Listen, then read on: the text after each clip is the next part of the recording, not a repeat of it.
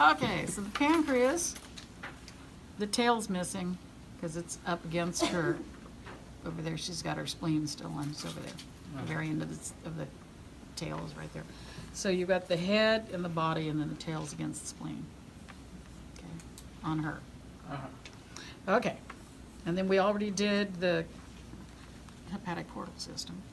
That green thing is the rest of the common bile duct. Okay, when you flip it over, you've got the pancreatic ducts. So there's two parts. The long one that bends all the way from here and bends down, that's the pancreatic duct.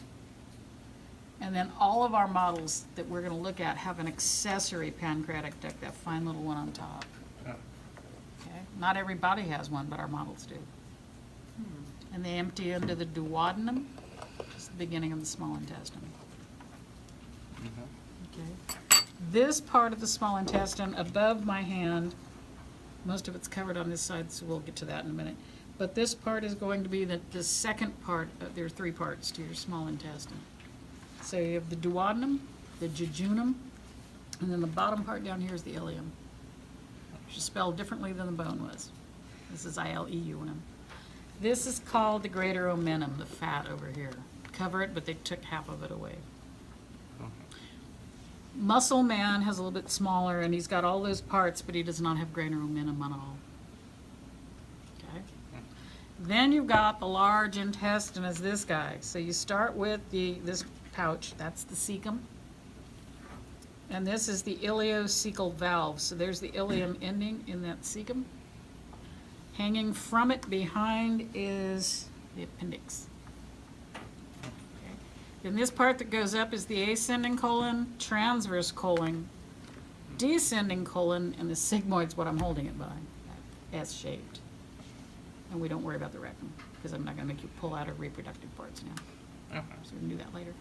Then you've got two flexures. This one's covered up, so I can't show you it on her. She's got the greater omentum on the way, but you can do it off muscle man. But this one is over here, and that's where the liver's hanging.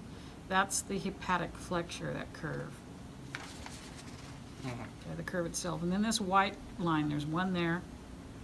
And as you turn it, there's one tucked up under here. So there are three of these bands actually total. They're called tinea coli. Tinea coli. Tinea is the scientific name of the human tapeworm. And that's what these looked like, and they thought they were when they went to pull them and realized, no, they're attached. That's not a worm. They're muscle. It's a band of muscle. Okay. Unique to this guy. Now, the other thing I didn't show you, on the duodenum as it curves around, inside, you can see them on the very end over here, those are plicae circularis, literally circular folds. Okay. And then the villi come off of those to increase surface area tremendously. Okay. And those, not only the bile duct, but the pancreatic ducts, both of them, empty directly into here. So they're bringing everything in. Bile's needed for digestion, and then the pancreatic juices too. Okay, so they come in. You don't need duodenal papilla. Cross that off. All right, I think that was pretty much everything that's on here. Yeah. I got it all except for the beginning of the head kind of area. So I think I got everything else. Just duodenal papilla cross off.